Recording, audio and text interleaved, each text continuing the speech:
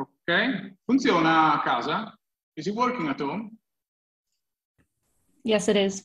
Okay, so I will now compare two products. I don't like this word products addressing to to papers, but many do, and I'll do it here as well. So this is a study I conducted 10 years ago, okay? And it's a classic study of 10 years ago. It's Massimo Grassi, only author, so I'm the only one to blame, okay? So the paper was inaccessible to colleagues. It was a not open journal. If your library was subscribed to the journal, you could access the paper. Otherwise, there was no way to access the paper. I was not providing any data together with the paper. I could actually, because you could write me, for example, and I could navigate through my folders in something like 1,000 of different data files, all containing a different bit of my data. And eventually, after 3 weeks of bestemmie, sorry, this is an Italian word, perhaps I could end up with a data file for you in return. Maybe the good one, maybe. So this is actually a true story. I found this result, which is a sex difference in perception, which is interesting, might be interesting, by massaging the result, as some people say. So I took my data, and as Daryl Ben suggests, I analyzed my data from several different points of view. Eventually, at some point, there was this fairly large sex difference between males and females in the way they were perceiving some sounds. So I said, oh, this is an interesting study, this is an interesting result, and I sent the paper to the journal. Okay. But of course, I'm sorry, one step back. I had no hypothesis for it. There was no power analysis typical at those days. I remember I just ran a study. I had a few participants, about 30, something like this. And I didn't ask myself why it was 30 and not 300 or 10 or 1 million or whatever. Okay, it was just like that. There was no theory behind the study, because at the moment when I ran the study, there was no idea that was supporting a possible sex difference between males and females in this type of study and research. Okay, there was simply nothing. Okay. I was lucky enough that the month before, a colleague of mine, which is working in the United States, found a similar result on a sex difference, on a slightly kind of similar experiment. Plus, I have to confess, as many, I was using inappropriate statistical methods. So if you are a scientist of my age, you were using mainly 3 or 4 statistical tests, like, for example, t-test, ANOVA, and but pretty much that's it. Correlation, if you wanted to. And you were using this type of test for any type of data you are in your hand. Okay, so it was just one statistic for any type of calculation. But the main problem of this type of study is that they were like an iceberg. Okay, it was inaccessible for the readers, for any colleague in the world who was behind the study.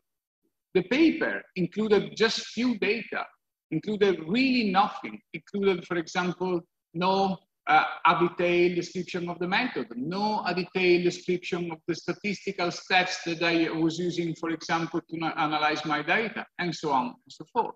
So it was a non-transparent product. In the past, and still now, there was another problem that is still existent. We are, as a scientist, forced to publish as many papers as we can. Okay. When I started this career, pressure publication was a bit less. Please agree, Carlo? Say, okay, with your head, okay? Now it's really strong. So we have a high pressure for publication, and actually we have guidelines, we have indexes that tell us how many papers we have to publish each year in order to be recognized as good professors, good researchers, and so on and so forth. So we know we have to publish, plus we have to publish well, we have to be cited a lot, and so on. It's not just simply publishing, it's publishing with several other additional features. Okay, now you know this label, Open Science. It is now a few years that scientists are suggesting ways to improve these malpractices that I was showing to you in my example, in my paper. And everything falls within the large label open science, which means nothing, if you like, but let's say there is all this movement that is using this label just to have a recognizable label outside.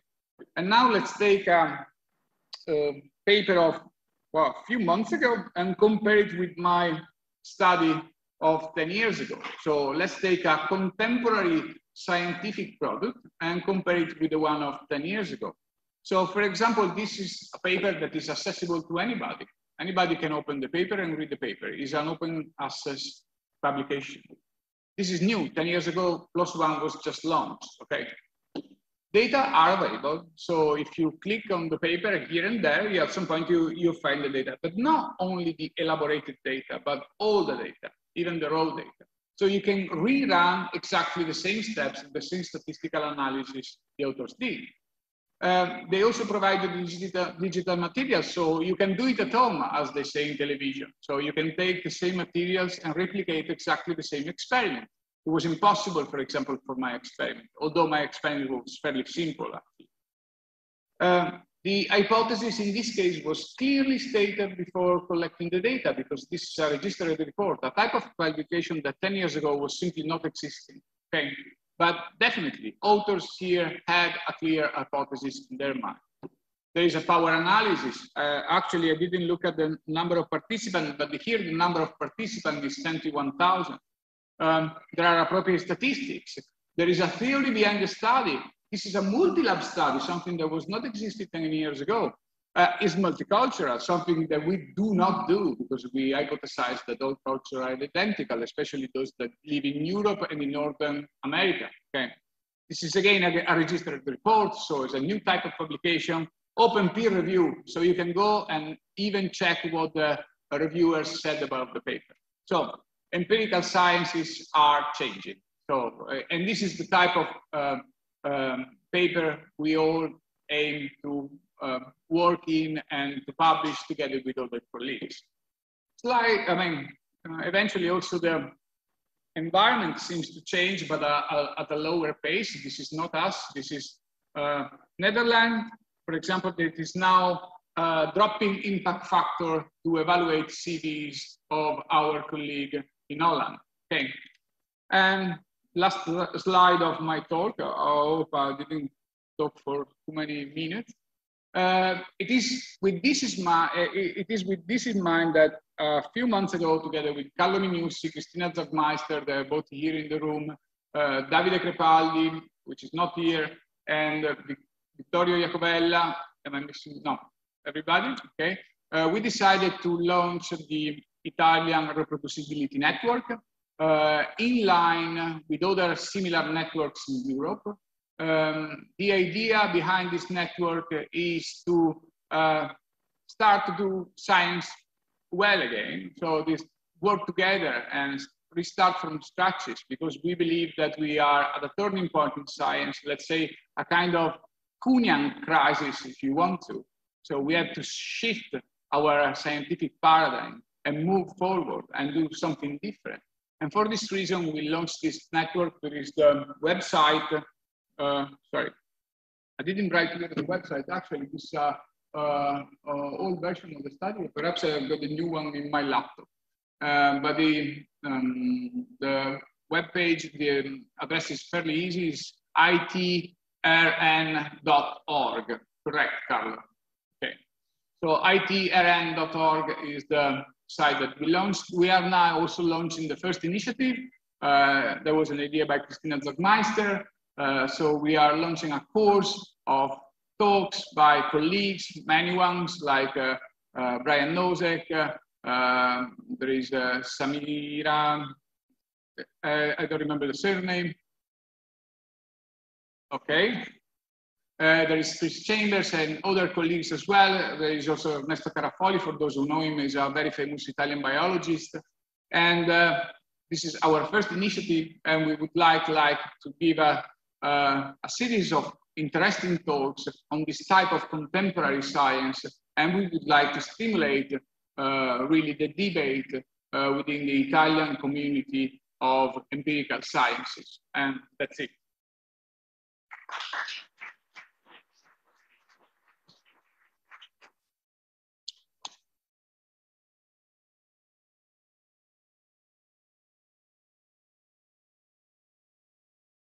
Valentina, ci sei?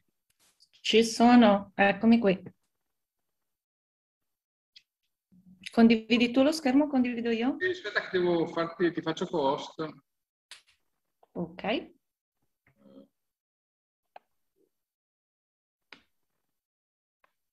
È tutto tuo. È tutto mio. Ottimo, allora. Un secondo solo e ci siamo. All right, well, thank you, Massimo. And Gabriele for the organization. Thank you, Massimo, for helping with allowing me to present. And today, I'm going to talk to you about Valentina, scusa se ti interrompo, abbiamo un attimo, ti blocco un attimo perché qua non abbiamo perso la tua schermata in aula. Dammi un secondo che ti recupero. Sì, perché, sì. Perché abbiamo purtroppo un computer molto sensibile. Non ti preoccupare. Rispettiamo le emozioni dei computer. Assolutamente.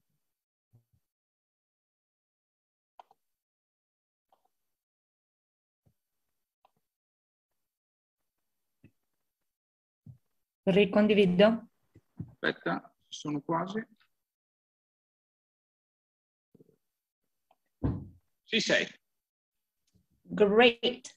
So let's go right in right now. So we're talking about open science and data sharing, and I will propose a specific example of how we had a successful marriage between open science and data sharing, which is the case of the Global Consortium for Chemosensory Research that I will call GCCR for brevity from now on. So it's March 2020. Let's go back for a second at the beginning of the pandemic. And as chemosensory scientists, so scientists that work in smell and taste, we started being flooded with emails, DMs on Twitter, messages on Facebook of patients saying, I lost my smell, I lost my sense of taste, I do not know what to do. I have COVID, what to do? And as you can see on the right, like Google Trends, like with COVID and smell loss, like really skyrocketed in mid-March of 2020. And so with some colleagues, we started discussing, and on a Saturday afternoon of the end of March, 10 people got together and we decided to form this global consortium that is called the GCCR. And we did that with the goal of trying to understand these reports of smell and taste loss in COVID-19. And we thought, well, maybe we're going to have 50 people like that together with us would want to look at this. We became, like, in 10 days, 11 days, almost 500, and we grouped together scientists, clinicians, patient advocates, journalists, artists, like anybody that had some interest in smell and taste, tried to join us and really wanted to help in trying to understand what happened with smell and taste and COVID-19, since we know that smell and taste are not usually like a signpost for health issues. Fast forward to now, from the original 10 in the leadership team, we are now 681 and counting, because I receive every day emails with requests for membership. And the bulk of the people are research scientists, but again, we have clinicians, a good chunk of patient advocates, and people that try to grow interest in the patient community, as well as science communicators. And as you can see from the map, which is dated like a few days back, you can see that we're kind of growing everywhere, and we have representation in several countries in the world. And so we all united together with the idea of understanding smell and taste in COVID. But you can imagine that we have a fast evolving group of people, many researchers, different research styles, different research cultures in all these different countries, and we need to find a way to work together and do it very fast, because COVID was not really waiting for us. So the first thing that we could do at the beginning of the pandemic was really devising a survey and put it out in as many languages as possible. And what we accomplished was translating it into 35 languages and making sure that it got really shared through social media and through personal connections. And we were able up to now to receive more than 60,000 responses across all of our different tools, because in the beginning it was the survey, but we developed several different tools.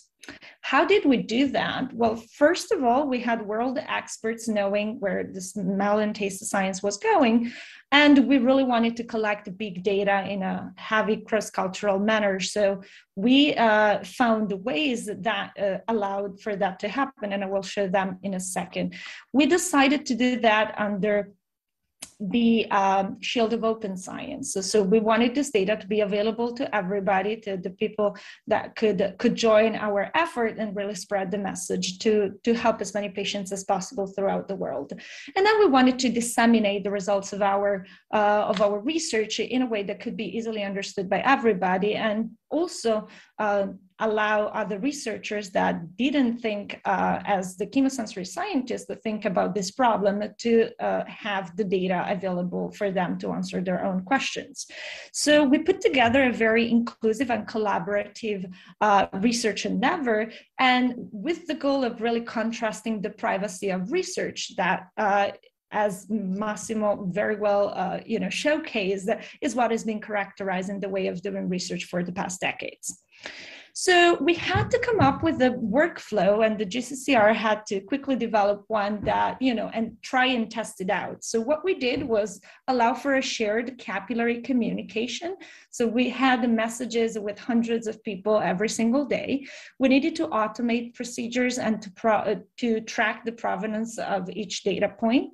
We needed to have availability of software and data, which must have needed to be free of source, because imagine like working with areas in which research doesn't have a lot of funding, or research that doesn't have compatibility with the usual Western type of softwares. And at the end, we wanted to report the data openly so that we could put back into the public our knowledge. Our communal knowledge. Communication, Slack was fantastic. We had like a free paid subscription that Slack offered to all nonprofit working on COVID at the beginning of the pandemic, and this lasted more than a year. And we were able to really communicate pretty effectively, and by creating different groups, so we were able to simultaneously translate multiple languages without losing our mind. And then we decided to implement a research compendium. So every study that goes through the GCCR requires to have this structure in the collection of the data and in the analysis. So we have the same data input, we have data visualization, analysis, data processing that are focused, that are included in the same folder structure. This is also a way in which we're softly training the next generation of chemosensory scientists. We're talking about a relatively small field of 500 people, so you can see that the members within the GCCR are, more than that, and so we're expanding the boundaries of the community, but providing rules and templates allow us to actually start speaking not only like with people currently, but also to, again, invest in the future. We wanted to automate. We wanted to make sure that everybody could reproduce all of our studies, including like writing the papers. So I put here the example of our first paper, which is entitled More Than Smell. We wrote it in our Markdown, and we fully had like a document that interacted with some other analysis documents, so that every single aspect, figures, numbers in the paper are fully replicable if you hit that run button in our studio, or for that matter. And then we allow to have repositories with annotated code, so where different scientists work together on the same piece of code, cross-checked it, and we made sure to have this available for people that were part of the study, but also for others to come. And in terms of open reporting, we really focused our workflow on pre-registering hypothesis, and especially in a fast-pacing field like COVID, this was of paramount importance because we were able to actually claim our ideas before others. Imagine that, especially in my field with smell and taste really gaining a lot of attention, well, we had 20, 30 papers a week coming out on the same topic. And so we were able to actually make the claim with journals that we had these ideas at an earlier stage and we could prove it. We then preprinted, as soon as we submitted each paper, we preprinted in medRxiv, because that was the only repository that would fit our specific work. And then we're making data available through OSF to everybody. And we have noticed that we got, like, our work got really picked up by many journalists, many other scientists that are asking us to, either collaborate or really communicate about our results, thanks to OSF and to the preprint in particular. This is an example of our OSF project structure for the GCCR. And as you can see we have in the wiki pages, you can see GCCR 001. So the first paper of the consortium, which is more than smell that I mentioned before. And you can see that we have the data repository available just by clicking on it, the research compendium. So the list of that can reproduce exactly that paper bit by bit, the pre-registration, the preprint on medRxiv, the publication when it was accepted in Chemical Senses, and then the OSF page with the other useful information. So does it work? Does investing in open science and data sharing and even consortium research work at a certain point? And in our experience, it did. So currently we have, again, one of the largest groups of people working on smell and taste. We are including people that do not usually come to the international meetings for several different reasons. And we produced at least 2 papers, but we have a dozen of projects that are moving on that have more than 250 cumulative citations in the last year. And specifically, More Than Smell, if you go on Web of Science, is considered a hot paper, meaning that it received the most citations within a year than the 0.1% of any paper in neuroscience and behavioral neuroscience. So it did really pay off to have this type of workflow and marked by open science and data sharing. If you want to know more about the consortium, what are we up with the research, or if you're really curious of just seeing what we're doing and get the templates from our work, go to the GCCR website, follow us on Twitter, on Facebook, or more simply hit me up with one of my emails, and you are able to you will be able to receive the materials. If you want a tutorial on how to work on R Markdown and create your research compendium, you're welcome to go to my website, where I created with my students with the semester at Temple University. We created a tutorial for everybody to use if you're curious. Thank you to all of the GCCR leadership team and to all of the GCCR members. This is just a small group, and thank you for your attention.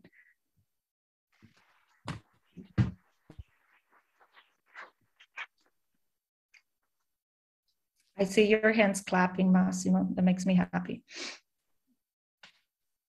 I'm not sure if there are questions or there is time for questions, but if not, you can write me an email and I'm going to be happy to answer there as well. Is there any question for Valentina? In the meantime, we can upload your slide.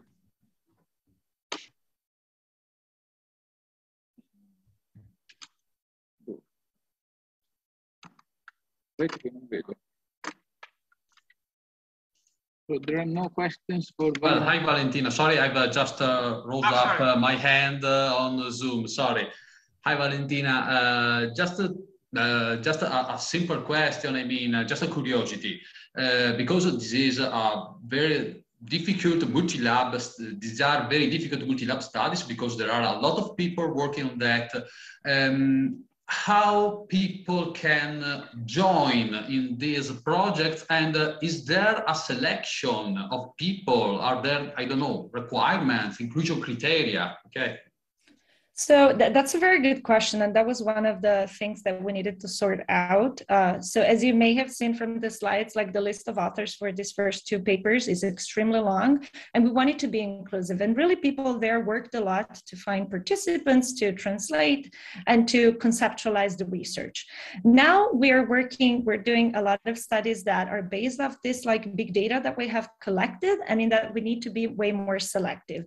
Mind that if you want to publish in a medical journal, which, you know, research on COVID-19 in particular, you know, bodes well for that type of journals, you need to follow what are called the ICMGE criteria, which are very strict. So you need to have a lot of you know, contribution, substantial contribution. So we had to walk the line of understanding what that substantial contribution is, and it changes depending on from project to project. So right now we're going to have, unless we have another big paper of this sort, we tend to have like author lists that are way smaller, where people, and we used we actually create an author agreement.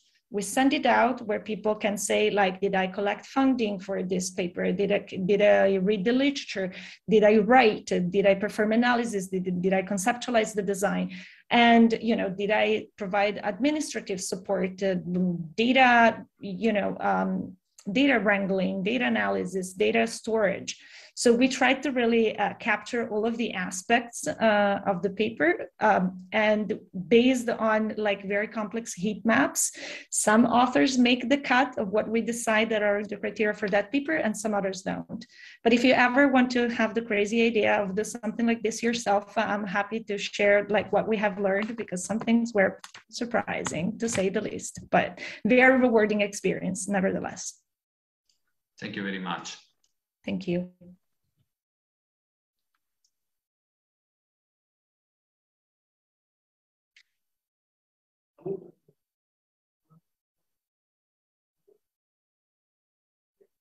Sorry, but I can't hear you. If you may come, please. There is a question from the audience, Valentina. Thank you. I may need help to hear that question. Thanks a lot for the presentation. I think this is a great initiative, and it's I'm super fond of this kind of initiatives. I think of open and collaborative sciences. And of course, you told us the nice part of the story. But my question is, what went wrong? Actually, what were the issues you encountered, and what were the products in the process? Thanks. So that's a very good question. And so let's say that there were things that went wrong, and I'm not sure, like this is a very positive experience. I think one of the things that people were most skeptical about specifically open science and data sharing was how do we deal with, you know, a growing data set that has been collected by hundreds of people, who has ownership of it, and how do we regulate who publishes on it, in which conditions, and you know, who claims, you know, people have, what we learn is that people have very different experiences and research culture based on which a contribution qualifies as substantial. And so we had to do a little bit of communication, basically, and just setting the rule and repeating the rules multiple times. And some people are jumping on board very quickly, some people aren't. When it comes to open science and data repository, I must say that I was a little bit of I decided a dictator, and I was just, we're doing it this way. And since I was one of the leading author at that time, I just have people try. And there was a lot of resistance in the beginning. It was perceived as way more work, as way more, you know, unnecessary work. Why do we have to pre-register? People still think that pre-registration is a waste of time, some of them. But I love that after having tried it 1, 2, 3 times in the dozen projects that we have, then they came back to me and they said, well, you know what? We actually thought through our design much better. And I was just, yes. That was what we wanted to do. So it took time. So I wouldn't say that something necessarily went wrong, but I think people were skeptical. They trusted that this like huge collaborative effort would work, and they were willing to, you know, I think COVID like put us in the emotional space, in the right emotional space for that to work. And now there are many more people that just like I see in grant proposals, like there's always an open science, you know, section. And if there isn't, that's actually being perceived as a missing point. So I'm telling students, just like start writing in your CV, every preprint, or, you know, have a GitHub page, like try to really showcase that you have these skills, because it's going to look good if you want to be hired even by PIs down the road that may not be as keen on open science as you are, but they can, you know, use the experience that you're bringing to the team with this type of efforts. And it's an easy way to document that. So even for students, I think it's a great way to like increase the lines on a CV without having perhaps publications. And for, you know, for PIs, this helps us evaluate their work much better too. So I hope I answered your question. Thanks. Thank you. Thank you very much, Valentina. And I think we move on. Okay.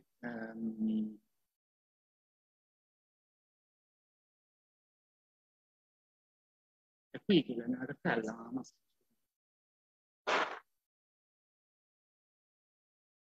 No, sul desktop.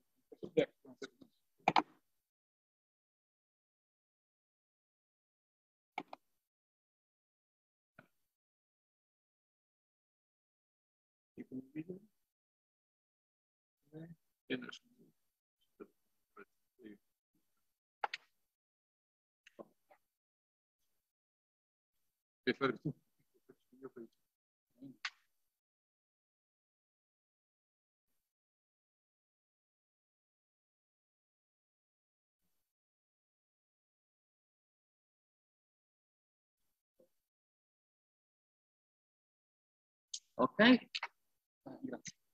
Thank you. Hi to everybody, and thank you to all the speakers and also to the network for this symposium.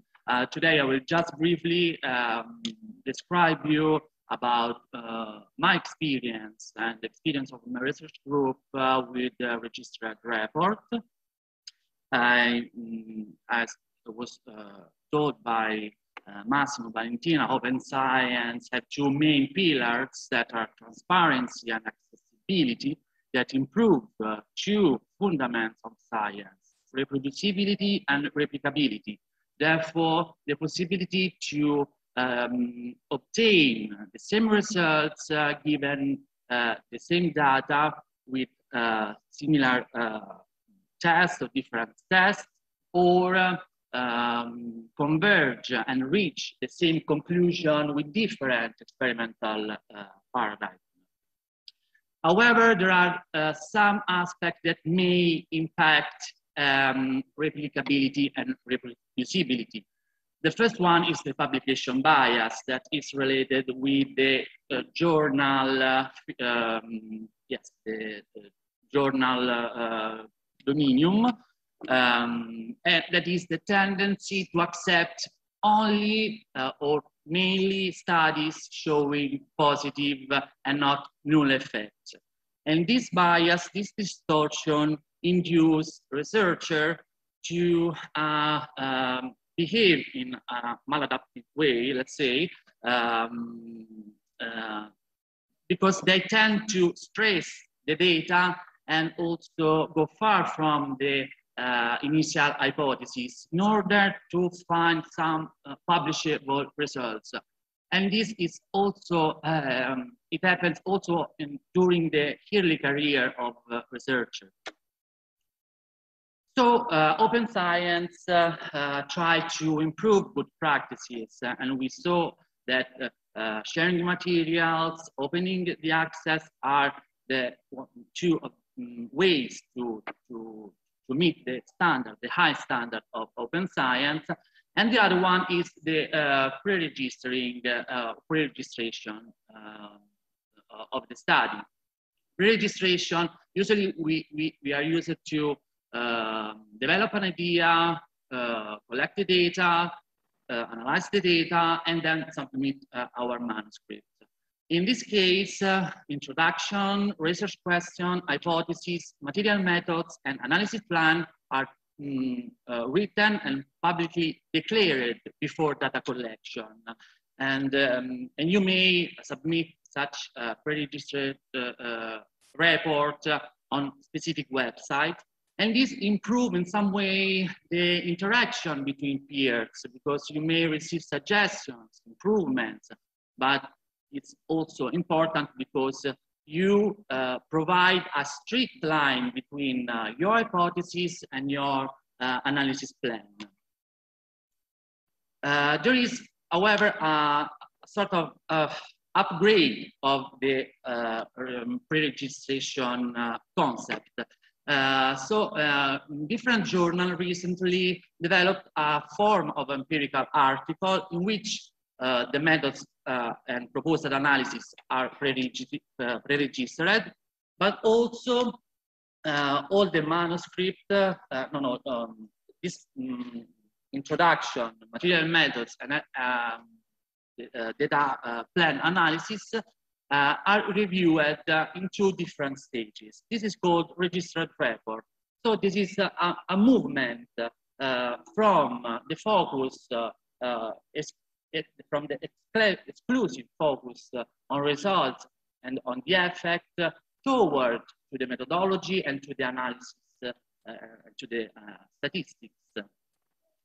So there are different 2 stages on the submission process. There is the submission of the introduction of the material and methods to a journal, and there is the first editorial triage.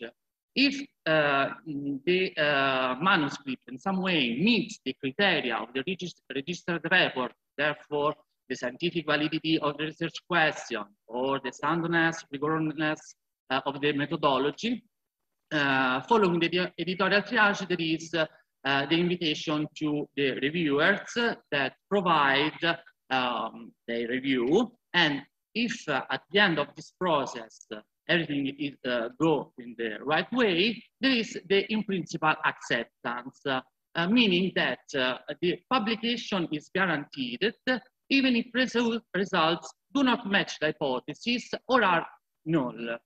So this is a big revolution in the way to concept the research proposals. Then authors are allowed to collect the data, and after collecting the data, they analyze the data, they write the results and the discussion, and there is the second stage of the review process. In this case, the focus is more on the adherence between the pre-registered information and what the authors actually did during the research. And at the end of this process, there is the full manuscript acceptance and publication. It's important to say that any deviation from the stated experimental procedures, so from stage 1 to stage 2, could lead to rejection of the manuscript. Basically, there is not the adherence. If, for example, authors change something, or however, there is the possibility to there is a big accident, a bad accident, but everything is okay, I hope. And so I was saying that you cannot change anything from what you registered, but you are allowed to compute exploratory analysis that are reported in a specific section of the stage 2. Obviously, data and digital study materials must be made freely available in a public repository archive. Up to date, more than 300 journals use the registered report format. These are some examples. Here you can find a link with all the list. Despite this, 1/3 of journals that accept registered report have received no registered report submission. There is a recent analysis, theoretical analysis by Montoya et al., in which they think about the reason of such lack of knowledge about the registered report. And just I provide just a brief information about the study, our study. We are interested basically in modulating decision conflict by adopting a brief simulation technique, that is the transcranial alternating current simulation. And we ran a pilot study because we have not a similar study that helped us to take the effect size and to evaluate through the power analysis the estimation of the sample. This is a fundamental passage of the registered report. So thanks to Michele, we used Bayesian multi-level analysis. About the statistical analysis, registered report accepts both Bayesian and frequencies, even if Bayesian is highly recommended. And this is just a timeline of our journey. We submit at the end of October the journal to the manuscript to Cortex Journal, and we received an editorial triage that lasted 7 months. In this period, the editor, I have to say, was very, very, very kind and very available to help us and to provide suggestion that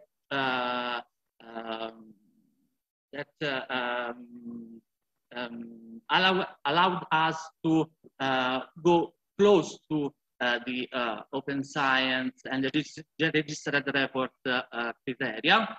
For example, he suggested us to adopt a stricter approach, so define a better hypothesis. In principle, we have 2 hypotheses because we have not idea about the effect of the current, but he asked us to be strict. No, just choose one hypothesis, and from that you please link the hypothesis with a statistical plan and reduce statistical flexibility. Then it accepted our manuscript, and we received first the peer review process. And in this case, reviewers were 3 reviewers focused on the methodology. So we had to explain everything, every details, in order to provide to the scientific community all the information to do the same stuff. And at the end, we received the in principle acceptance. But the COVID-19 came and never a joy. So we were not able to collect yet the data. Now we are beginning. And that's all. This is our research group, and be open. Thank you.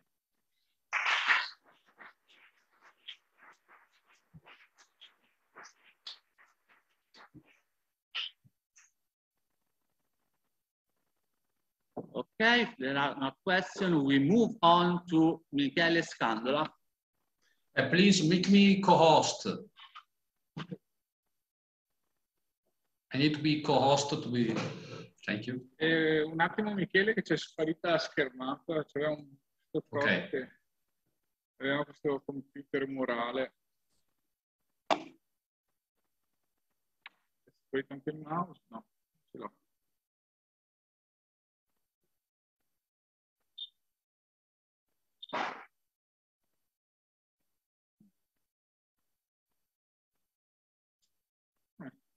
corretto. Va bene. Arrivo,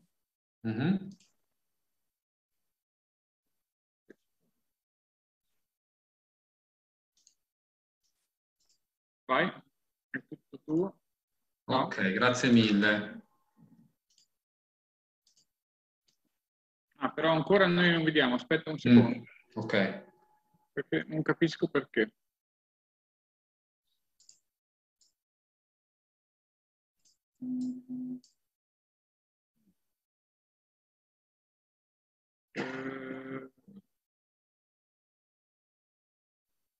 Cos'ha il nostro computer?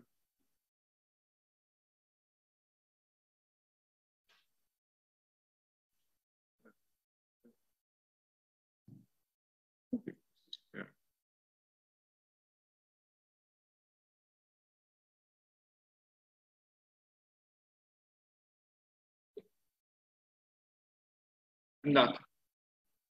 Vedete? Adesso sì. Okay, so thank you very much to everybody. And thank you to the organizer, to Gabriele and Massimo to have organized this presentation. Yes, we are going to talk about the use of Bayesian statistics and open science with a specific focus on how to choose and justify your prior distributions, because generally, it is a hot topic in Bayesian statistics, how to choose your prior distributions, but for open science, it is even more important. In fact, in principle acceptance that we had with Gabriele and me, the selection of the prior distribution was really an extremely important point. So, okay.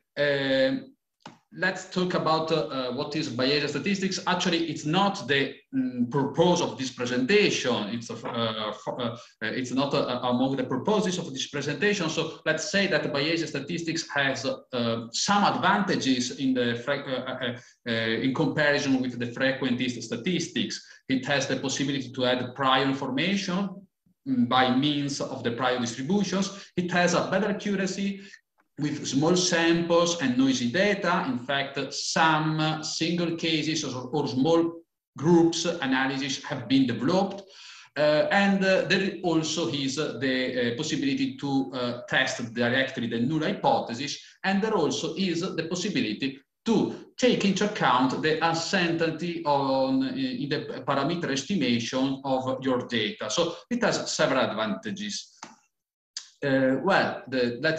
The bias theorem is the core of Bayesian statistics.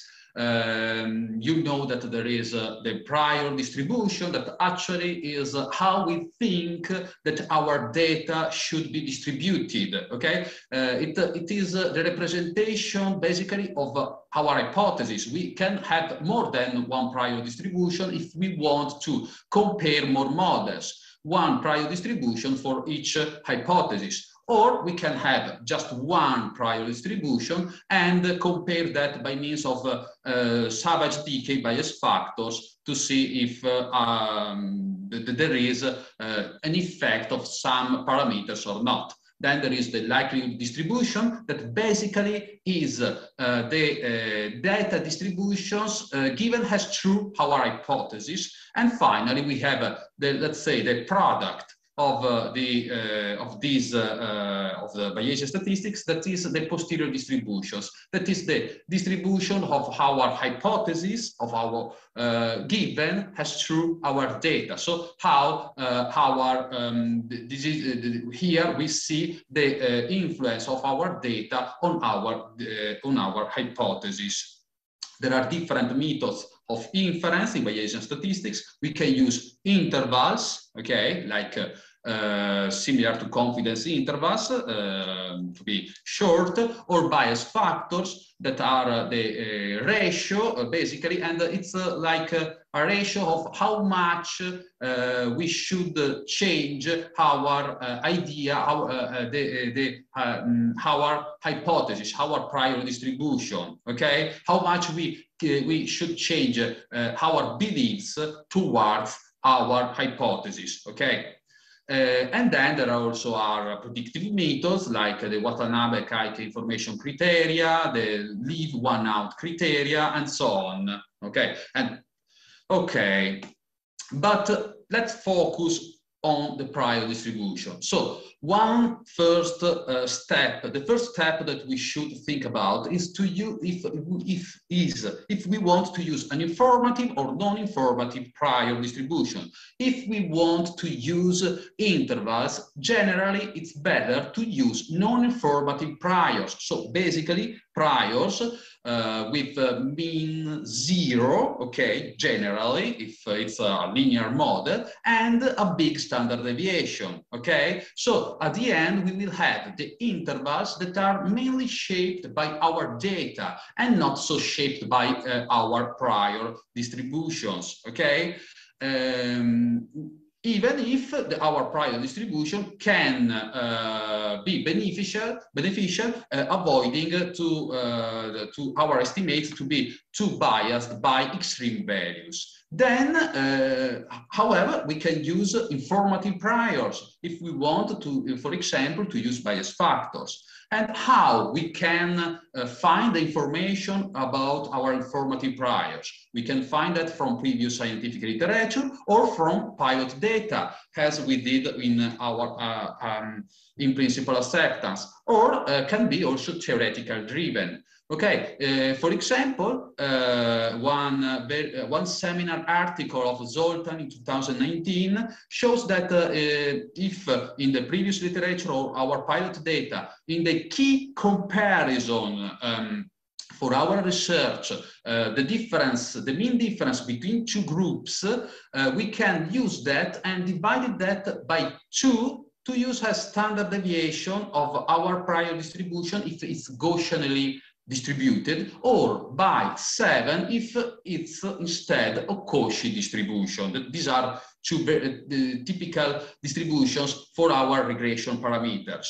Otherwise, we can think in a theoretical way. For example, if we are working with reaction times, we can decide that, for example, a difference less than 10 milliseconds, it's useless, okay? It's not important. So we can use this 10 milliseconds has the standard deviation or 10 divided by 2 using the Zoltan suggestions to decide our prior distribution for our regressors.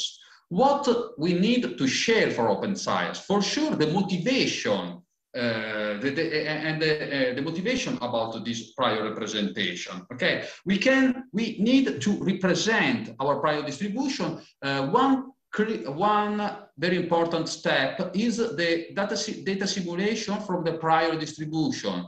So it's important also to understand if your prior distribution is really adapted for your study.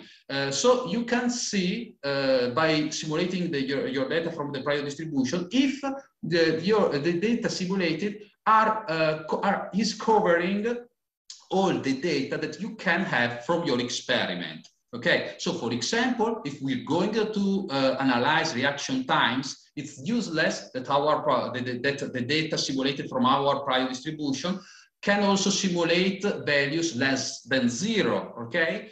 Or if we are studying accuracies, it's we need that our prior distribution, like in our case, can simulate values that are just 0, so wrong answers, or 1, so correct answers. Then we need to add also the math representation, but we can also add the direct acyclic graph of our model, and it is always important to put the reasons why you're using these priors.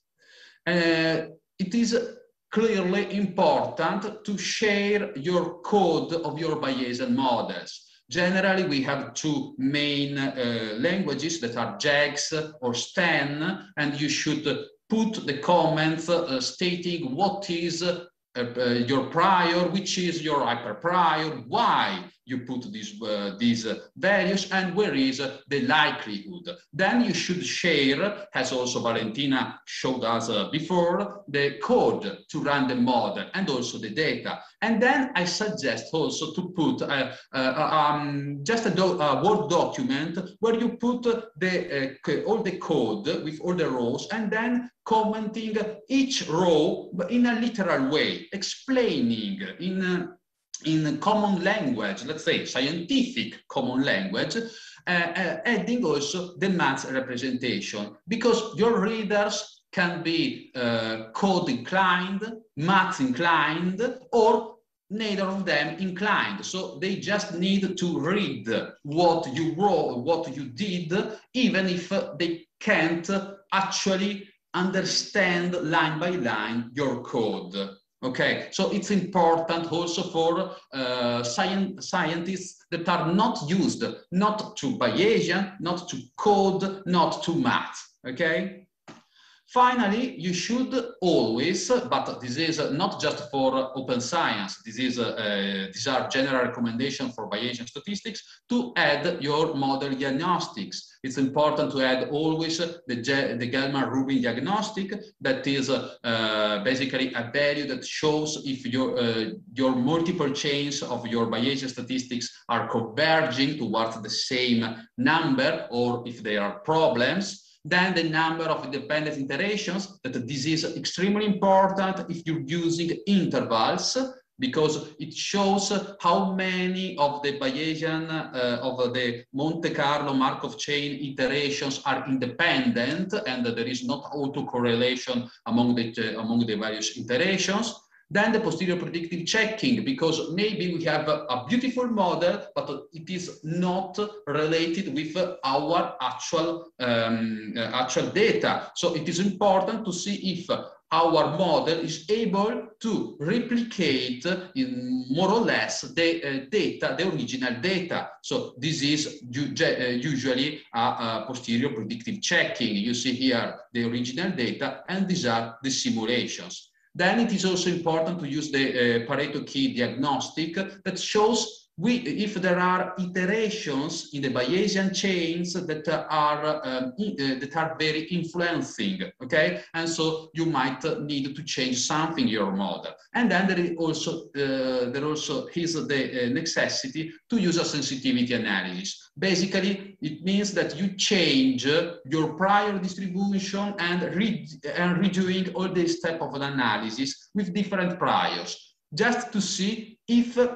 more or less the results are similar, if not the same, but they won't be the same because the prior changed, and to check if actually your results are dependent from your prior distribution. So probably they are biased by your prior distribution.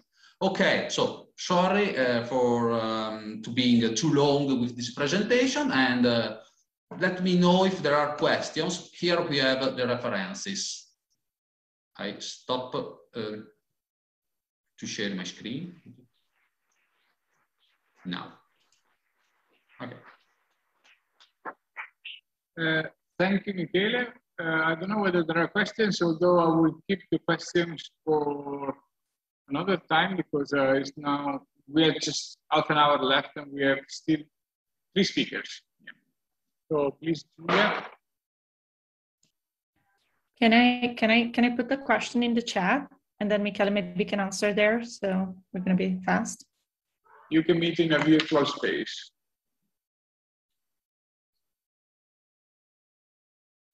Devo già caricare.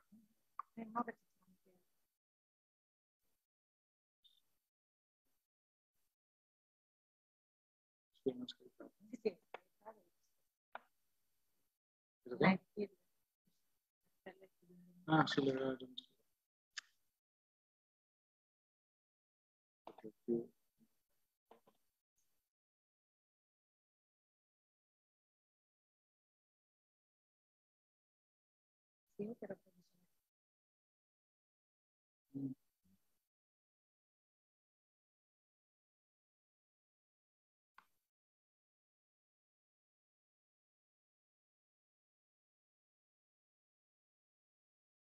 So the next speaker is Giulia Calignano, Open Science and Shared Practices in Data Analysis, the case of pupillometry.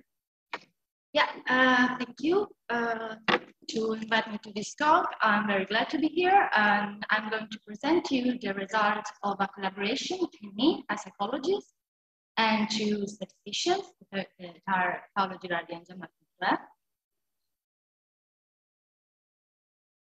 Okay, I will first present an issue, a problem, which is how to embrace uncertainty. Then I will propose, I mean, it's not my proposal, but I will show you a proposal about solving this problem, that is the multiverse approach.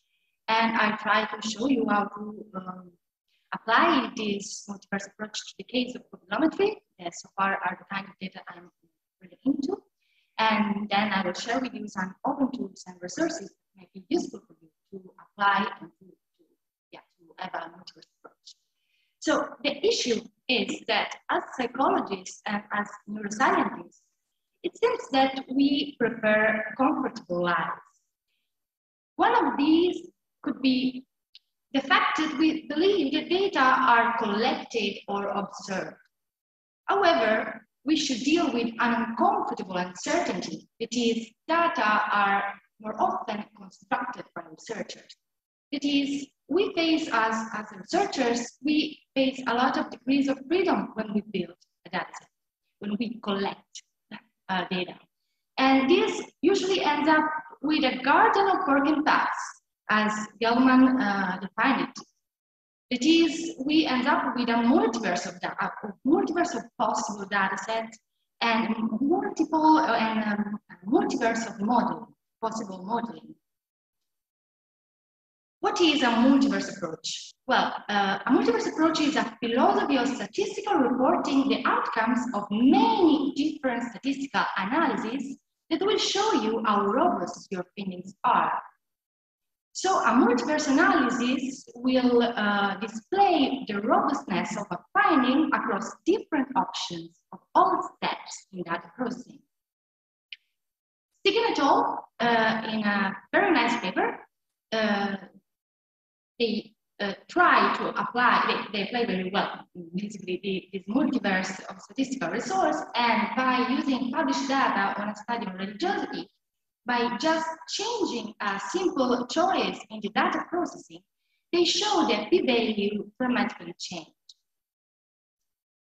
In this plot, this frequency plot, the authors plotted all the possible p-values that came out from all the possible analysis, the same analysis that run on a different data set of the same data collection.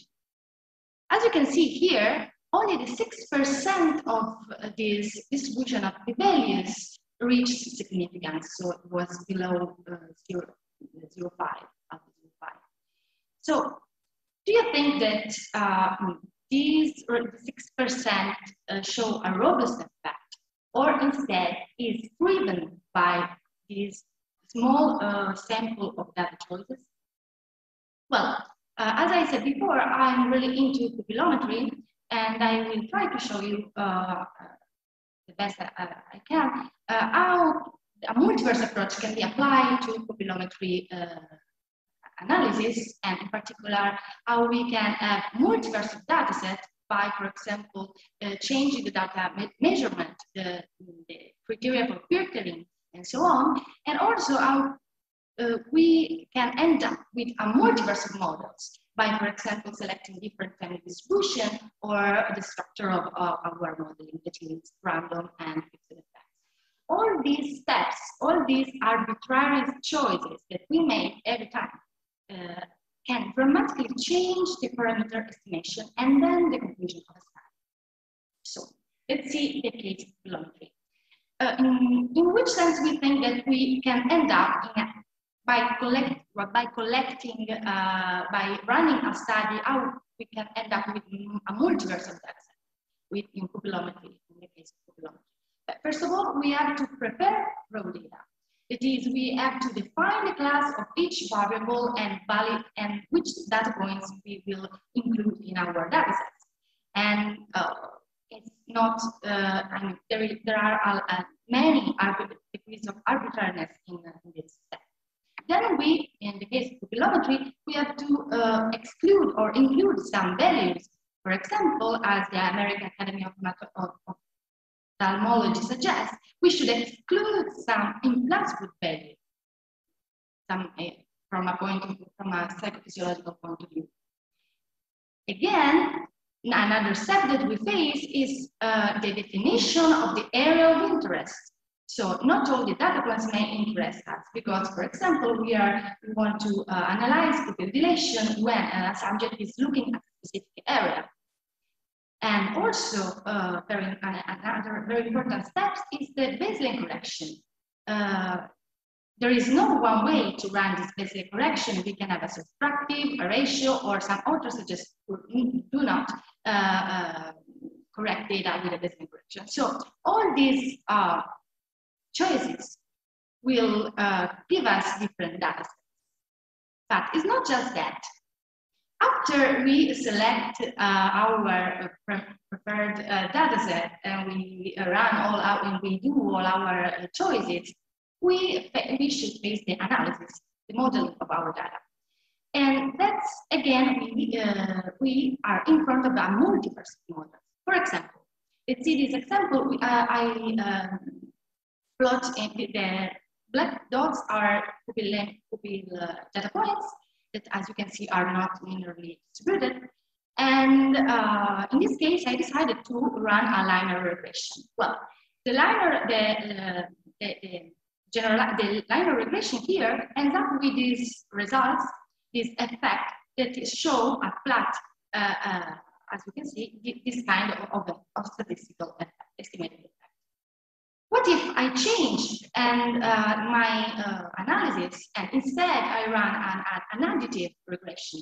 So again, the model will end up with this estimated effect that seems to fit better our data, for example. So you may think, well, so why you just don't use this model and publish these results?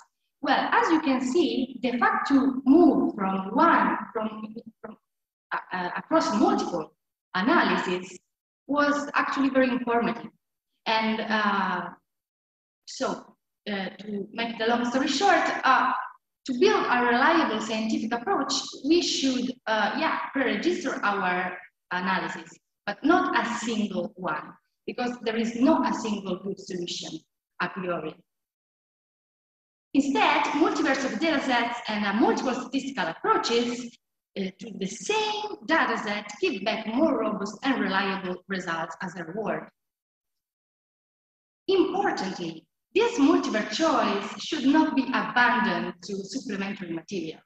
Instead, it should be part of the main text because we, in a sense, it will be very useful for good science to make a shift in a paradigm and move from a single conclusion draft of an arbitrary analysis to partial conclusion based on multiverse evidence. So, as you can see, as I start, the issue was how to embrace uncertainty. Yes, it's very important. It seems, at least to me, I studied these papers and I'm working with these two editions, and Girardi, and I ended up thinking that it's very important to embrace the uncertainty of pupillary data in this case, rather than be afraid of it. And of course, to make a multiverse approach available also for future researchers, it's very important, as my colleagues said before, to open data and materials. So here, the last part, I would like to share with you some nice tools to try to run, this apply multiverse approach to your research. This is POVA. It's very nice software. You can find all the scripts are completely open. You can find all the scripts and information on GitHub. And basically, here you can upload the multiverse of data sets, depending on the degrees of freedom you should face, and visualize together all the changes that this degrees of freedom make on your the distribution of your data. Also, another tutorial that I would like to suggest to you is this one by Pearson 2020. It's a nice guide to how to write and report the multiverse analysis. And last but not least, coming soon, multiverse approach for better developmental science, the case of size variation as index of attention deployment. It is an initial proposal accepted by me and Gerard Piatter. And you can find in my presentation other resources that will link you to empirical paper, the recent empirical paper of ambitious researcher that already tried and succeed in publishing a paper, a classical traditional paper, but with a multiverse approach. And yeah, thank you for your attention. And I'm a member of Citostat. It's a great group, an interdisciplinary group of statisticians and psychologists. And yeah, I think that the collaboration with statisticians will actually improve also a lot of science. And yeah, I think I ran out of time, but I would like to say a final marking point. Usually, people are afraid of sharing data sets and scripts mainly because they are worried to make errors. And I would like to read you this nice quote by Andrew Gell-Mann, a very good and very influential statistician, say, making errors is inevitable, but learning from them is not. To learn from errors, we want a system of science that facilitates and provides incentive for such learning. We don't want an attitude to automatically link error to sex or dishonesty. So just share, and I mean, the errors are part of the process. Let's be open. Thank you.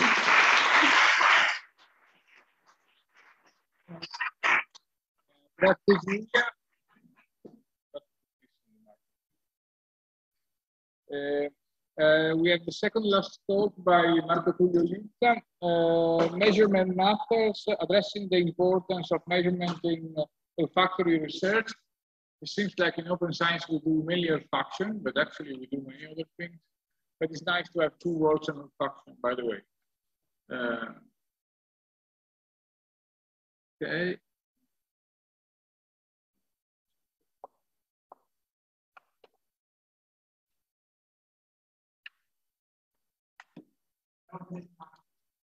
C'erano?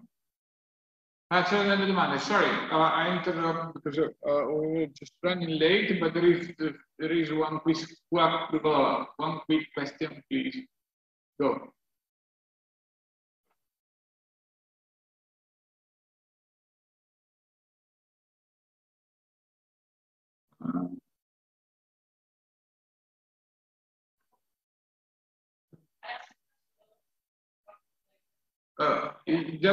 That would be cool, because so we can maybe, now we're going to be late, but not so fashionably late.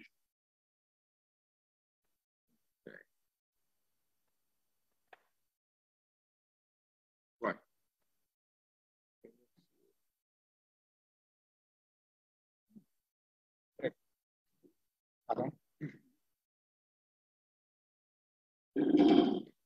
Well, for starters, thanks to the organizers, to Gabriele and Massimo, for inviting me to this symposium. This is a very much needed symposium. I'm really glad to see how this kind of discussions are becoming increasingly popular during psychological conferences, etc. As Massimo was mentioning, it's another talk deals with the olfaction. That's not by chance, of course. It's in collaboration also with the Valentina Parma, and also because I think that focusing on a perceptual process, it's kind of makes a better point about stressing out how much measurement is important, because we typically assume that measurement only matters for very obscure psychological constructs, but actually measurement matters also for something that it's seemingly more physical and easy to observe, but that's not necessarily the case. So most of the discussions about the credibility crisis, in which replicability crisis is a part of, they mostly focus on these other two pillars of what Rex Klein calls research trinity, so design and analysis. So of course, a lot of discussions about p-hacking, etc. It deals about with the statistical validity of our conclusions, and some work and some increasing work also has been done in terms of improving designs. For instance, the external, all these also cross-cultural, cross-national research endeavors, they of course tap also the external validity of our research, and we are improving also in this regard. But that often neglected pillar of this research trinity, it's measurement. And this is, I think, especially true for experimental psychology. I think maybe in personality psychology there is a bit more awareness about these issues, but we can see that, for instance, also in social psychology, like this article from Flake and Fried, they analyze publications in social psychology and found that in many papers they created the measures on the fly without a proper validation, or didn't provide any citation on the measurements that have been used.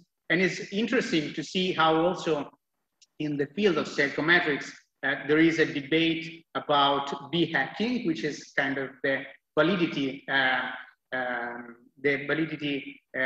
part of the p-hacking. So how people may hack measurements to obtain validity. And also it's interesting, this term that was made by Jessica Flake and Fried, Fried, that is questionable measurement practices. So on top of the famous questionable research practices, also we should be aware about these questionable measurement practices. For instance, using unvalidated measures or unreliable measures, or we take a measure and we select the items just because some of them do correlate with the variable we like. So to some extent also, you can see also from these examples that this has also to do with the garden of forking paths that Julia was referring to. And also, of course, they also partially overlap with p-hacking. And so, of course, also measurement issues can affect also replicability, especially, for instance,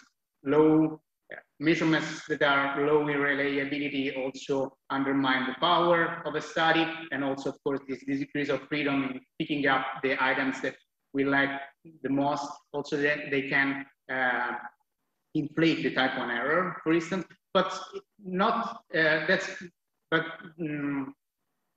are also issues that do not directly affect replicability, but can still threaten the validity of the results we obtain. I mean, the problem with an invalid measure is that we can replicate also some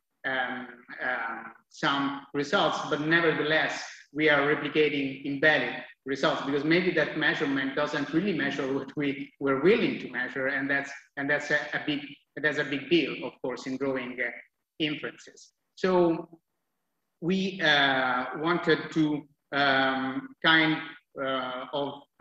to address these issues in olfactory research for the reasons I was mentioning before, and also because, as Valentina Parma also stressed out, olfaction plays a big role in this COVID-19 situation. So properly assessing olfactory function, it's of a paramount importance also in addressing the deficits that can arise from COVID-19. And a very widely used tool for assessing olfactory function is the sniffing sticks test, which is, it comprises 3 subtests: threshold test, discrimination test, and identification subtest. These subtests, the first one aims at evaluating at which intensity we are able to detect an odor. The discrimination studies whether we can discriminate a suprathreshold odor from other odors, and the identification test assesses whether we are we can actually correctly name an odor in a first choice paradigm. And then the score, a total score, is computed by summing the scores from these 3 subtests. So each subtest can go from 0 to 16, and then you can sum them up and have a score for that tries to reflect different levels in olfactory function. However, at least both me and the co-authors, we tried to find whether there were actually publications that could justify this use of the sum score, and also that could justify this use of the total score as reflecting a unique construct. And so we try to address these questions by ourselves. So a caveat, this is a very germinal, this study is a very germinal stage. And one of the reasons it also has to deal with the data sharing. So we couldn't find open data in which SST, the statistics test, was used. So we couldn't have access to raw data. So we started with the data we had in hands, which were very few. So our plan is, of course, to broaden the sample. And we assessed the unidimensionality and also try to assess some of the assumptions behind the choice of summing the item, the scores of these three subtests. To make it easy, to make it brief, for instance, if you want to sum items, you have to assume that these items equally reflect the constructs. Otherwise, if they reflect the constructs in a different way, you should at least use weighted sums. But you often see scores that are made with from the pure summation of items without even checking this assumption. And also we use the item response theory to see within, in this case, within the identification task, whether the items that were used for the identification task could discriminate well between people having low levels versus high levels of olfactory function, and also to see whether these items were equal in discriminating these different levels. This is also important because sometimes these differences in the discrimination power of item can be also the sign of the fact that maybe these items may conflate different constructs. And that's a problem when building a measurement. So as I was mentioning, we tried to look at some data we had in hands and did some preliminary analysis, in which we did find, and that's kind of good news, at least some evidence that at least the factor loadings could, it is defensible to see that the loadings were equal across these three subsets. However, I must say that when looking at the reliability computed through the McDonald's omega, that was very poor. So that's probably an issue that should be addressed at some point. And the item response theory analysis showed that actually the two-parameter logistic model is the best fitting one, which means that these items do not discriminate in the same way, but more troublesome is the observation that some items, for instance, turpentine, they basically do not discriminate at all. Turpentine is trementina, acquaraggia in Italian. I think that this item has a lot of problems because probably the performance on this item has more to do with our vocabulary than to our olfactory function. So this is a good example about how a bad functioning item can actually be designed, reveal an improper, the fact that that item conflates different constructs. Also, I quickly mentioned the fact that we also compute the test information function, which is also an information that is relevant to publish along with measurement, because it tells us for which levels of the latent trait this instrument is better suited to discriminate among people. So, for instance, with the SST, we see that it's able to discriminate only among people who are very low in olfaction. So probably if you want to study experts, like for instance, I don't know, sommelier, that's not going to work. You are probably bumping into a ceiling effect. So the conclusions we can take from this presentation, the more general is, do not take the validity of the measurements you're using for granted. And this not only applies to personality questionnaires, to personality instruments, but also to perception instruments, and even to actually lab-based instruments. This is also an often overlooked issue. And coming specifically regarding the statistics test, we do have some preliminary evidence that at least summing these scores is somehow defensible, but there are some reliability issues that should be better addressed. And also, if you look at the single subtests, some of these subtests have items that should be better scrutinized, and in the future, we should consider removing them. So the future directions are the ones that I already mentioned: broadening the sample, extend the item response theory analysis also with its discrimination task, and also assess differential identification. This is a very important issue because we should ascertain that the measurements do work in the same way in different subpopulations, for instance, across genders. So does SST work in the same way among males and among females, among youngers and elderly, and among educated or not educated people? This is a crucial issue for the identification test, for instance, because it relies a lot also on vocabulary, not only on olfactory function. So here are the references, but I want, first of all, to thank my co-authors and also Roberto Giorgini, who just graduated and he is currently running the differential item functioning analysis, although they are preliminary. I didn't show them, but I want also to thank Valentina Parma, Antonio Versa, and Claudia Masala for collaborating to this study.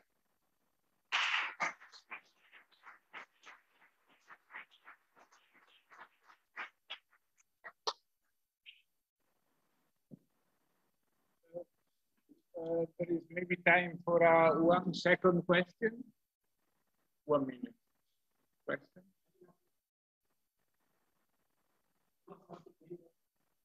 Okay. I accept that. And so it's now time for the last talk of the day. I will do the best I can to be faster, that you enjoy lecture.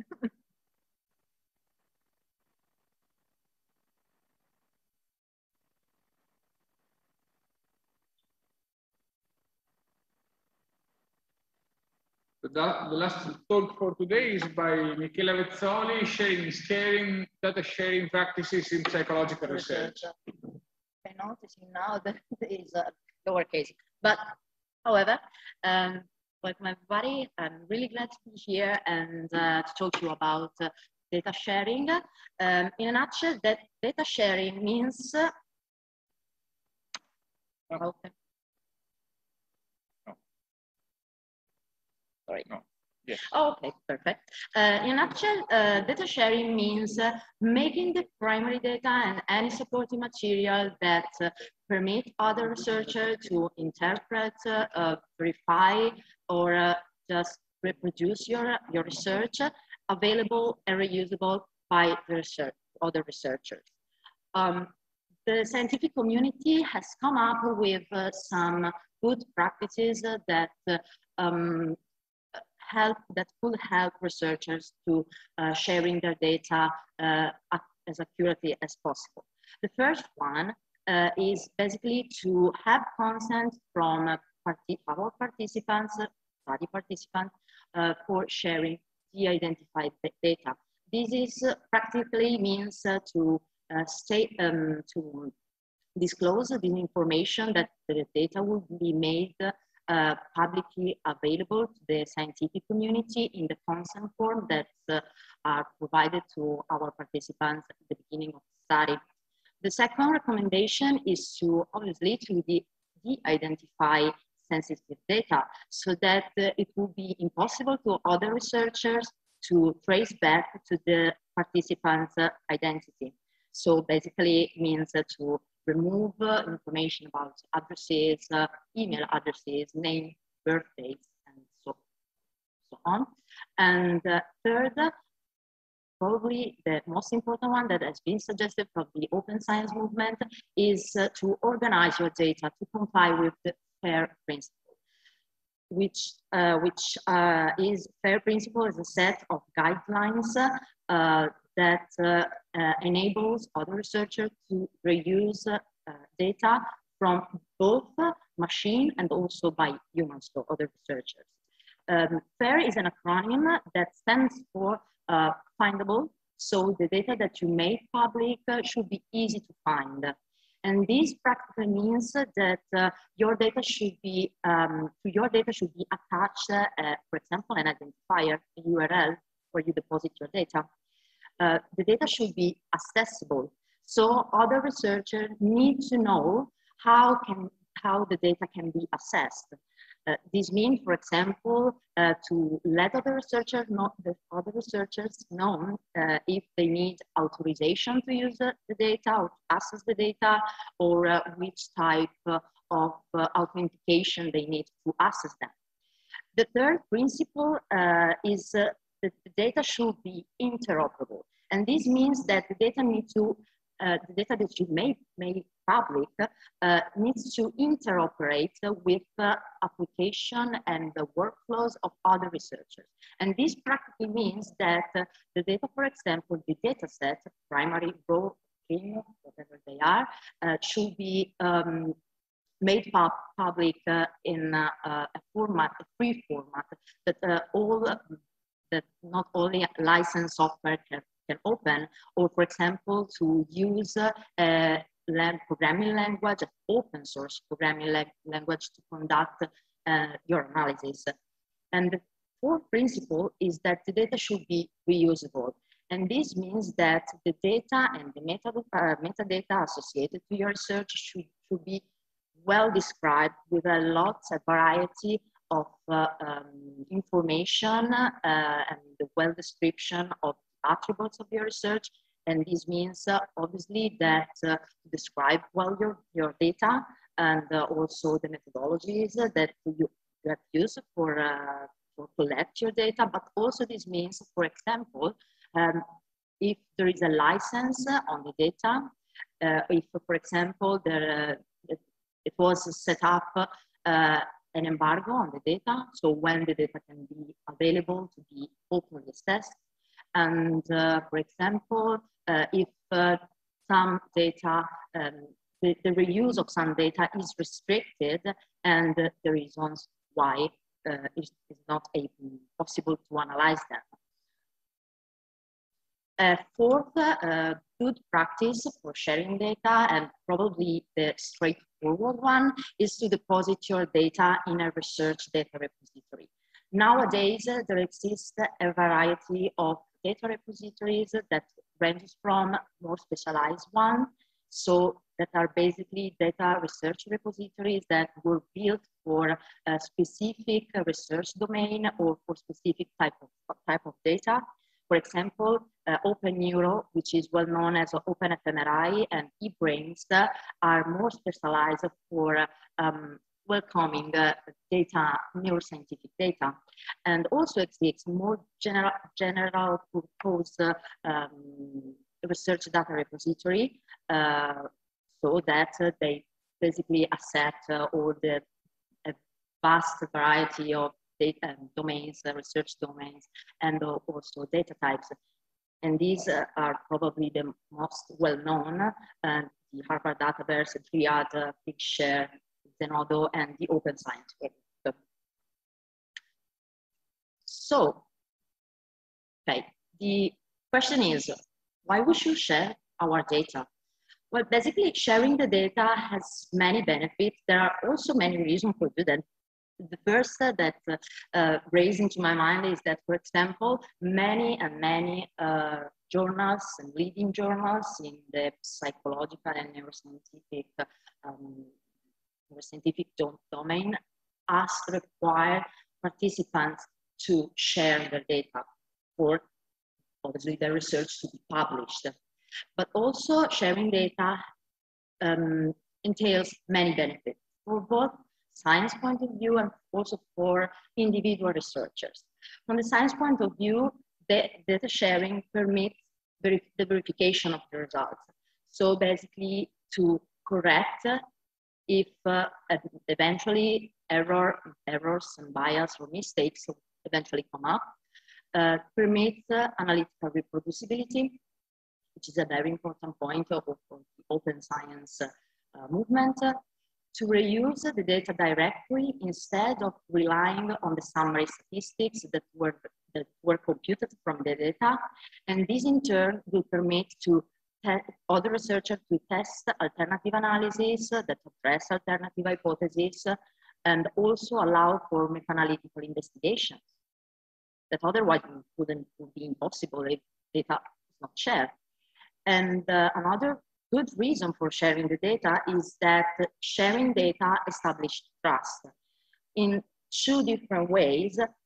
On the one side, sharing data increase the reputations of the researchers, and on the other side, data sharing increase also the trust in the scientific community and the results that are published.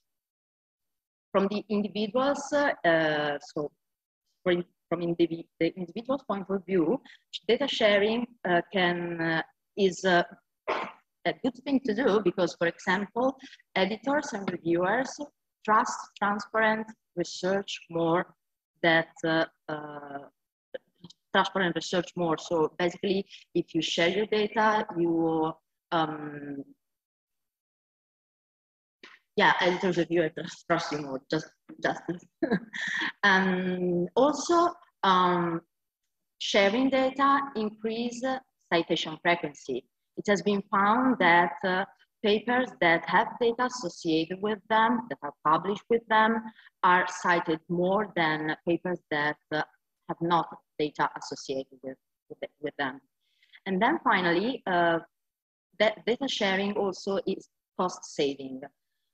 Also from a time and a data loss point of view. For example, because if someone asks us to share our data because they want to replicate or reproduce our research and we didn't deposit them in a public repository, well, we maybe spend a lot of time searching into our computers and folders to finally find them. And this at great cost for us because we don't have too much time to spend for that. And also data loss, because if you deposit data in a public repository, well, your data is persistent and permanent, okay? Despite this benefit and all the reason we have to share our data sharing rates remains low. And some research has addressed this issue and came up with these 7 key objections to data sharing. The first one is that some researchers fear for their reputation. Basically, they fear that some would see that in their research there are errors and mistakes, and they don't want to lose our face and our reputation as a researchers, obviously. We're people. And another fear is the fear of spoofing, so that other researchers will use our data and claim all the scientific credit for it. And that's not really good. Another type of fear that has been recognized is the fear of harassment, for example, releasing data on specific subjects that may, for example, show the researches and so ask for legal prosecution because they released the data that I gave. And some think that data sharing entails too much effort, which probably is true, but then the benefits are higher than the time that we can spend to organizing all our materials and make the better of it. Another reason that has been identified is that some researchers think that no one will understand my data. So basically there's the thought that yeah, my data is too complicated to be understood by other researchers, and if I publish them, I will lead to bad science. And another reason is that no one needs to understand them. And this means that some researchers think that that yeah, all the discoverable results that may have been that would arise from our research have already been mined. So there is no need of other analysis on my data. Okay, and the last objection to data sharing is that something that the field will stagnate if everybody will just publish their data and no one will collect them. The last thing I want to show you is the point of view of our research participants. And this is important because basically the participants of our study are the principal stakeholders of the research process. And it's good to know what they think. And to address this question, we conducted a study and we asked to a sample of 158 lab experiment participants to answer a set of questions. And there were two conditions. So 956 participants answered to a 3 closed-ended question, and 102 participants answered to one open-ended question. As concerns the 3 closed-ended question, basically we asked research participants if, according to them, after the article has been published, the answer you have provided, the data you have provided should be destroyed. And this was the first question. And as you can see from the first bar in the graph, in the bar chart, most of them think that no, the data shouldn't be destroyed. The second and the third question that we asked them, basically we asked them if they thought that the data should be shared in order to let other researchers to verify the results of the research that has been conducted, and if they were willing to share their data for let other researchers to reuse them. And as you can see from the second and third part of the bar chart, most of them, basically 80% of them, think that yes, the data should be shared both for verification and reuse purposes. As regards the open-ended question, basically we asked our participants if, in their opinion, the answer they provided in the research should be stored, protected, or shared. Described all these points. We conducted, me and Christina and I conducted the analysis on this data, a content analysis, in order to come up with some things that can describe the answer that participants provided to us. And apart from 16% of the participants that probably misunderstood the question that we asked, that's the off-topic level. Most of them answer, well, they talk about public data sharing. Most of them were agreed that the data should be publicly shared to all the scientific community, and some of them instead preferred a more limited type of data sharing. For example, data should be shared only to the same lab researchers or researchers of the same field. And a great majority of the answer that participants provided concerns the themes of secure data storing.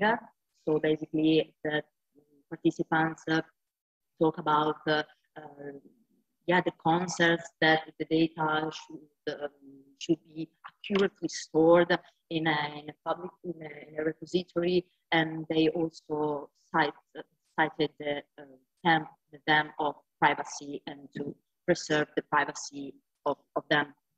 So, in general, lab experiment participants show an overall positive attitude toward data sharing practices, And this also it basically points to another good motivation for us to share our data, and that's it. That's because participants want us to share the data, so why don't do that?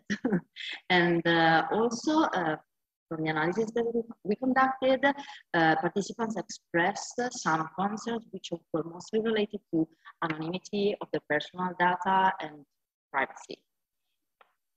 That's all. Thank you very much for your attention. And also remember, please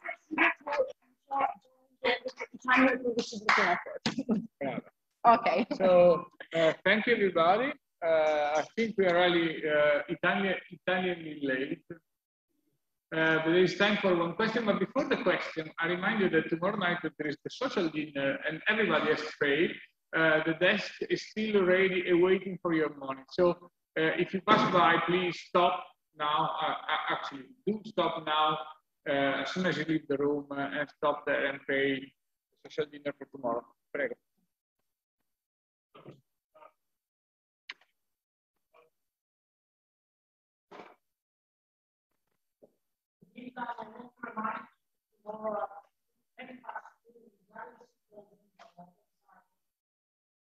Yeah.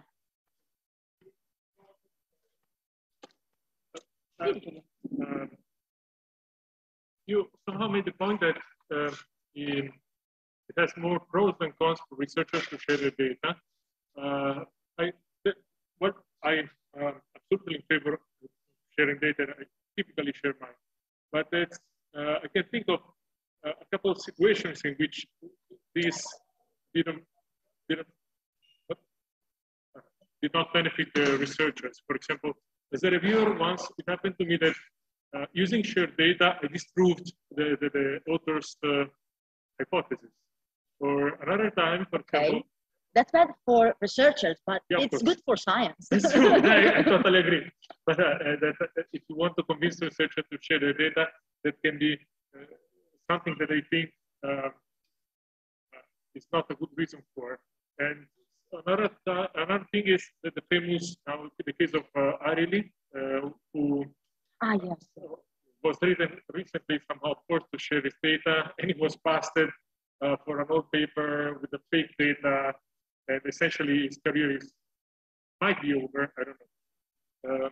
So yeah, whereas I agree with you that sharing data is absolutely important for science progress, it would be more like not making this an option. And I think that the journal should make this more mandatory. So that journals should make this more mandatory. Yeah, exactly. Okay. At least this is how I feel. And some are actually. For example, some leading journals such as Cognition, some leading journals such as Cognition or Cortex are required right now to authors to share their data. So yes, the scientific community should come up with other motivation to let the researchers to share their data. And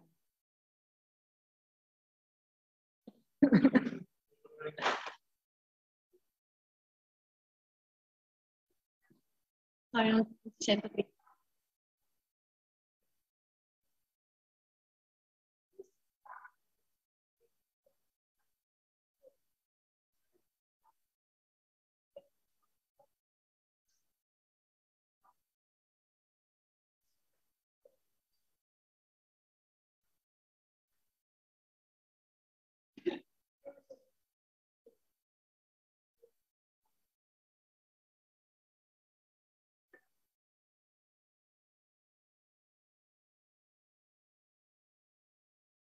Yeah, also because you said that, for example, Areli has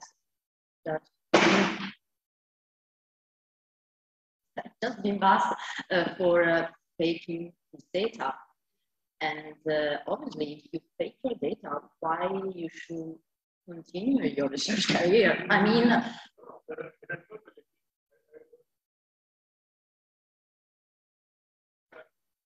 oh, yeah.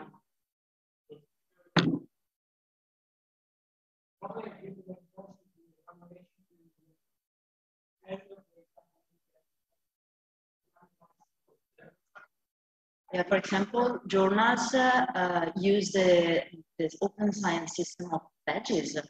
If you share your data, your article will be stamped with an open data badge that recognizes that you share your touch, the associate data to your publication.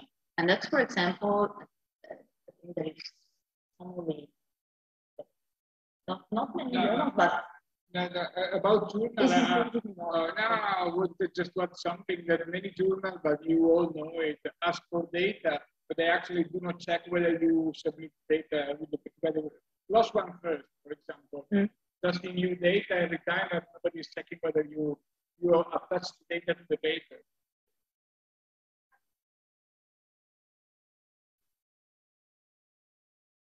For example,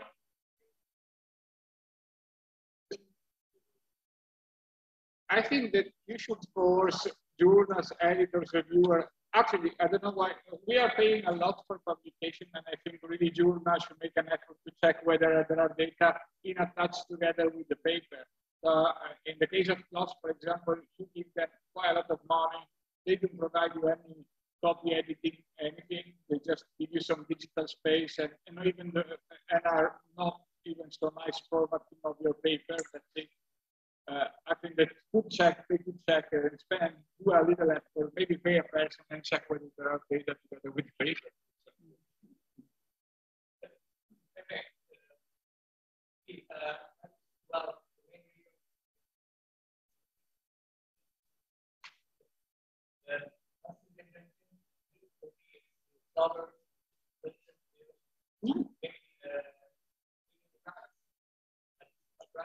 Mm-hmm.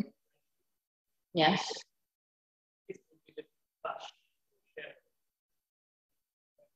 Yeah, for sure. For example, the fear of being scooped, because maybe some other researcher will use my data and take all the credit for it.